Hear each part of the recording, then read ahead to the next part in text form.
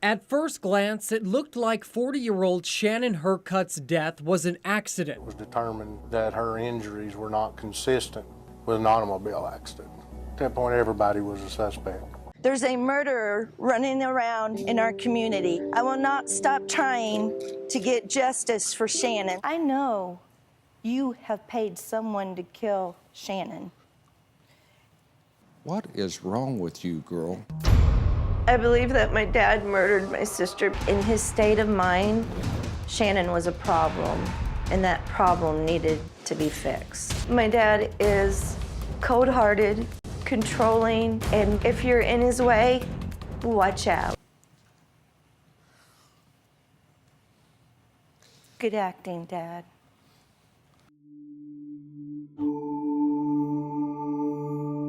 Today I want to talk about Shannon Hercutt. This case is so strange because not only is the way she was killed odd, but the family feud and the accusations that came afterwards are crazy. People are kind of divided, although most people are leaning towards one side, which is that they think that this guy got away with killing his daughter, and it's his other daughter, her sister, who is accusing him of that. The case is still unsolved, and Shannon's sister, Penny, she's the one who made the accusation against her father. She really wants to bring attention to the case because it's been unsolved for a while now. So I want to do what I usually do on my channel, which is I want to give you guys the facts, then we'll discuss the theories, and then you can decide for yourself. So the whole thing started on August 3rd, 2009. It was near the Smoky Mountains in Tennessee when Shannon's Cadillac Escalade, the OnStar, you know, the OnStar service, it called 911. And the reason why it called 911 is because the car crashed. And so it automatically makes a phone call to 911 indicating a car crash with the location. And it was bad. The Escalade was found 125 feet down a steep mountain embankment. Now, this mountain embankment was near business that was owned by Shannon. Okay, we'll talk about her business later, but that's where it was. And Shannon was inside the car and she was dead. At first, the officers felt like it was just a horrible accident because the road is windy and it was dark. It was like close to midnight. And so they just assumed that she was driving late on a windy road and just somehow veered off the cliff, and that's what happened. So they treated the scene as an accident, not as a crime scene. So they end up having the car towed to an impound lot and they send Shannon's body to a funeral home. So at first, there wasn't going to be an autopsy performed at first. But then the family heard about the details of how Shannon was found. They are the ones that actually ended up ordering an autopsy. And the reason why is because there were a few things that to them didn't make sense. First of all, the windshield wasn't cracked and the airbags didn't deploy. And then there's some sort of device on the car that tells you the speed it was going before the crash, and it was only going 7 miles an hour. There were no skid marks where the car veered off. She didn't have her seatbelt on and the windows were down. And for people who knew her, they said that was really weird because she always had her seatbelt on and she like never put the windows down. So they say that she never drove with the windows down because it would mess up her hair. This is what a family member of hers said. It said, quote, she was kind of vain in the fact that she wanted her hair to be perfect all the time. And she was a well-kept lady. So they were like, okay, this is weird. We should get an autopsy, basically is what happened. And then the autopsy revealed that actually it wasn't an accident. Shannon had an injury that would have been impossible to get in a car crash. It was in the back of her head and it was like this huge blunt force trauma. Like they said, there was almost like a hole in the back of her head, like she had been bashed. That's when they came to the conclusion, as well as other things, which I'm going to tell you, that she was killed and whoever killed her put her in the car and wanted to stage it to look like an accident. So the homicide investigation begins. They change it from accident to homicide, but now it's all messed up because they didn't treat the scene like a crime scene. The car wasn't taken in as evidence. It was just in the impound lot. So the sheriff says that this really hindered the investigation because when they go back to where the car crash happened, you know, nothing has been preserved. It doesn't maybe even look like how it looked that night. And so they end up going to her home. Now, when they go to her home, this is when they find more evidence. The sheriff, they haven't released anything. So like they didn't release the autopsy. They don't release any of the police reports or anything. Like all the documents are sealed. And it's still an ongoing investigation. But what we do have is what the family is saying. So according to Penny, she said that she went to her sister's home after the killing, and she said she saw, quote, a baseball bat, blood on the outside refrigerator, and 2 busted bottles of alcohol on the floor. This is when the rumors began. Because it was like, okay, well, who killed Shannon if she was killed? And people were saying that her dad killed her, Ted. The main reason behind this rumor is Penny, Shannon's sister, his own daughter, his other daughter. She said, quote, so many red flags that day I seen with my father. I just know what he is capable of. Now the thing is though, okay, Shannon's dad, Ted, was with Penny and his wife over 300 miles away in Myrtle Beach. And so he has an alibi for the day of the murder. But what Penny is saying is that her father hired a hitman to kill Shannon and made sure to be somewhere with witnesses that day as his alibi. Why? Well, money is what Penny is saying. And so now I need to give you the backstory of Shannon and her relationship with her dad and the money and all of that. Remember how I told you in the beginning where she was found was near a business that she owned? Okay, well, what she owned were like a cabin rental company. It was called Antebellum, like Antebellum Cabin Rentals.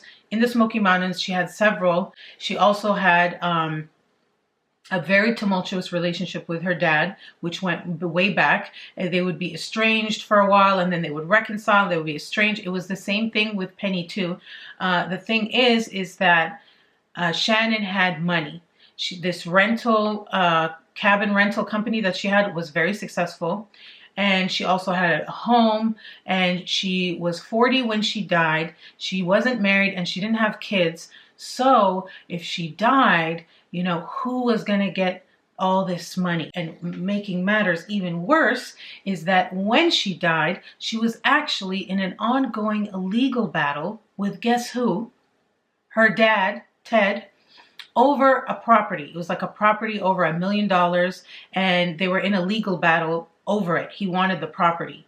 And so, you know, he's already shown that he's willing to go to great lengths, you know, over money and property. They don't have that good of a relationship. And now his daughter turns up dead. She's been killed. And his daughter, the other one, is saying, my dad killed my sister. They questioned him. He even talks about it. And I was accused from the very beginning. I got a phone call, Ted, to make sure you have everything to get over here, because I was accusing you of murder. They ruled him out as a suspect. And they said they don't have any evidence to arrest him. The sheriff, remember how I said they're not releasing any documents, they're not saying anything? Well, they're also saying, though, that they think he and his team have an idea of what the motive could be, but they're not going to say it, because if they say the motive, they're going to reveal the suspect, and they don't want to do that. But the investigation is still open. No one has been arrested. So, like I said, pretty much everyone thinks the dad did it. And it got to the point where people were calling Ted on the phone and whispering murderer and hanging up. So the weird thing is, Ted, okay, he actually was, according to him, he was the one who alerted police to the odd things and asked for the autopsy and criticized the police and wanted it to be ruled a homicide and not an accident. So if he did it, why wouldn't he would just want it to be an accident, right? Because that was the plan. So if it was already ruled an accident, he's claiming that he's the one that actually pushed for them to turn it into a homicide case instead of an accident. Homicide case, homicide investigation. It says, in his telling, the father quickly realized his daughter did not die by accident, recruited a retired park ranger to investigate, and pushed for an autopsy to be performed. He went on to criticize the State Highway Patrol, which worked the crash, and the sheriff's office, which received the case after the autopsy on August 6, 2009. There's even a video of him talking to media, criticizing police. We got a phone call. He told me that Shannon had an accident and didn't survive. 2 weeks later, they called me in, and me and the wife, and asked me, says, "Are you unhappy with our investigation?" And I think my exact words was, I says, "You're damn right I am." The sheriff department or the highway patrol did not go down to the vehicle and look at the body. The paramedics in their report said this should be treated like a homicide. She had a hole in the back the size of her head, about the size of a grapefruit. When I was first called and told what happened, I called Mr. Grubb to would he come out here and look at it, because something didn't sound right to me. And then Jerry came on out, and then he called me a few hours later and said that Teddy says, your daughter didn't die in that vehicle. The vehicle come in, and the vehicle impacted this mountain dirt. Pictures forensic would have really told a big story. Didn't do any of that. They pulled the vehicle up the hill, said it was a traffic accident. For 3 days, it went uninvestigated, sitting out in the rain. It's the biggest botched mess I've ever seen in law enforcement. If you talk to other members of the family, like the sister, they claim that they're the ones, and the cousin, they are the ones that ordered the autopsy. And then something weird happened. Okay, remember the business I told you about, the cabin rental company, Shannon's company? After she died, someone shot up the cabin rental company. And Penny seems to believe that it was her father who did it. 3 months after her death, my dad shot up her business with a .22.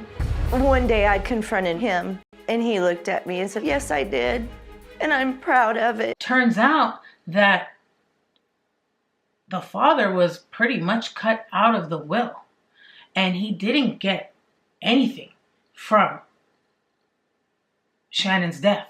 So if he did do it to get money, thinking he was going to inherit something, and then he finds out he's cut out of the will, is he upset? And that's why he went and shot it? We don't know. But what we do know is that Penny and her dad, they went on the Dr. Phil show. You're getting ready to go on national television to accuse your father of murder. I know, and I hate it with a passion. You want this on national television. You want people to know. He's on record of saying he didn't think this was an accident and he thought there should be an investigation. But he's a pathological liar. He always has been. I know you have paid someone to kill Shannon. And don't sit there and act like you're so innocent. Good acting, Dad. I have been You're really cleared good, by the Dad. sheriff's department. He's lying. He's a pathological liar. What is wrong with you, girl? I have never lied. Because liars always get caught in lies. And you're going to get caught, Dad. Penny, you have really got a very, very serious problems.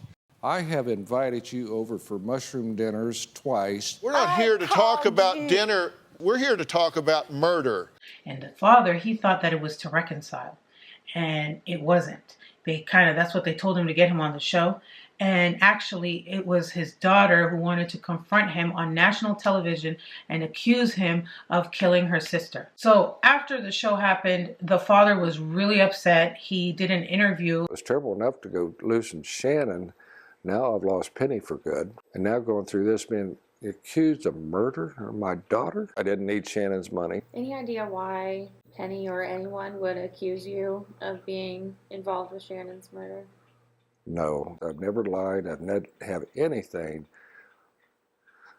to do with Shannon's murder. Remember how I said everyone thinks the father did it?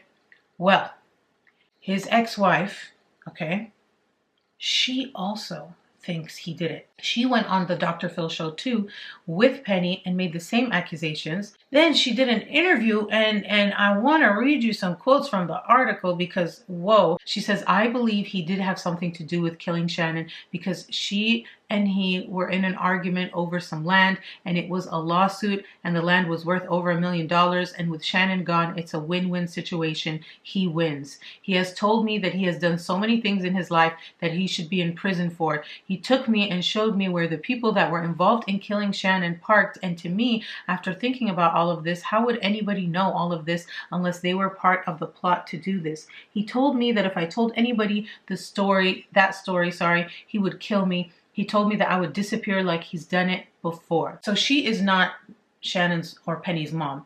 She is married him not too long before all this happened. And she said that he was a really nice guy, but then once they got married, everything changed. She said he got really jealous and possessive. Then, though, there are some people who defend Ted. Ted Hercutt's friend, a former private investigator, also spoke with us, saying his own investigation also cleared him from any wrongdoing. Before people make a judgment, they really need to know the facts. Where there's smoke, there ain't always fire. The thing is, though, Ted is dead. He died in 2017. He was never charged with anything. According to Penny, it's more about getting justice for Shannon and the truth coming out rather than punishing her dad because he's already dead.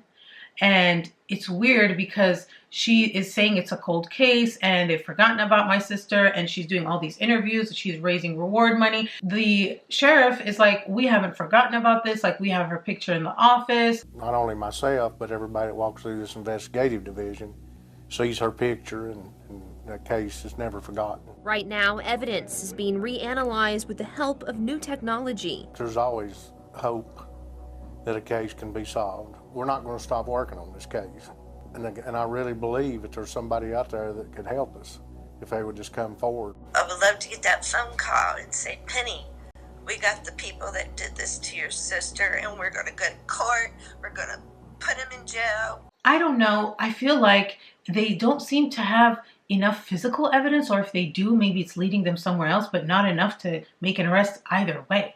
So those are the facts, okay? Now let's talk about the theories. The accident theory, we can take that off the table because they're saying it's impossible that it's an accident.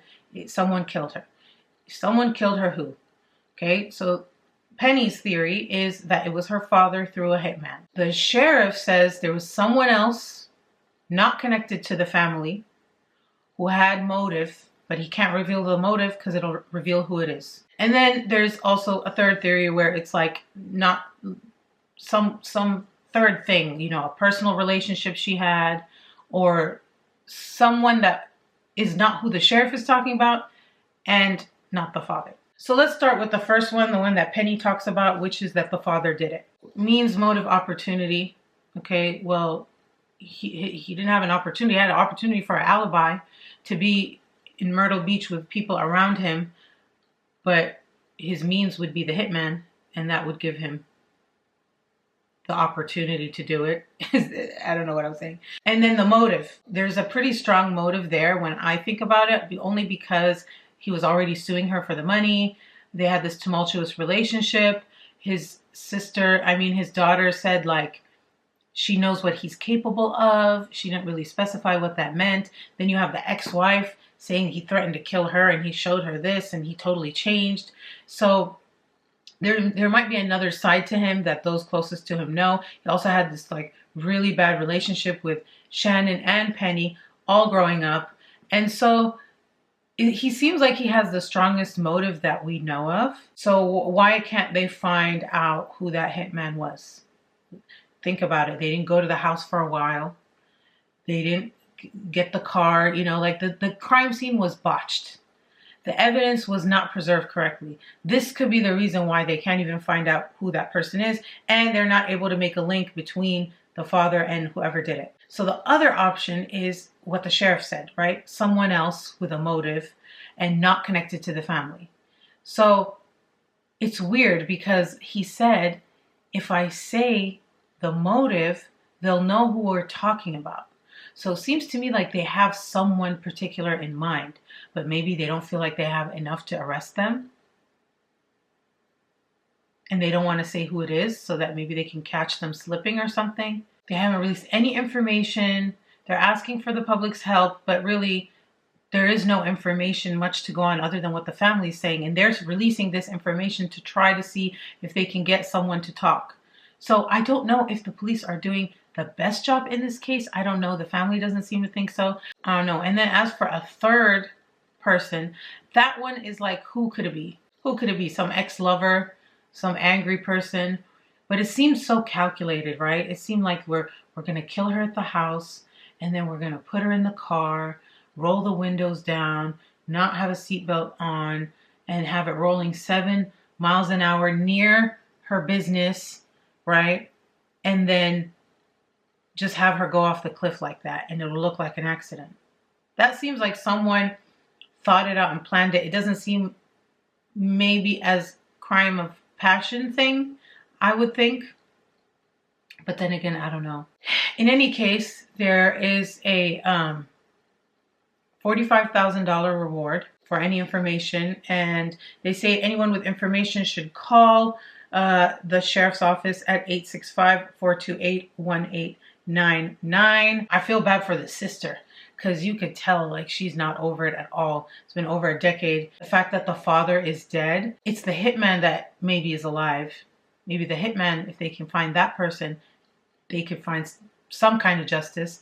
I really want to know what you guys think. Please let me know. Do you guys think the father did it? That's what I'm leaning towards. I don't know what the sheriff knows, obviously more than me, but from what information I have access to, I just feel like the father did it through a hitman, like his own daughter said. So that's my opinion. Let me know what yours is. Thank you so much for watching, and I will see you guys in the next one. Bye.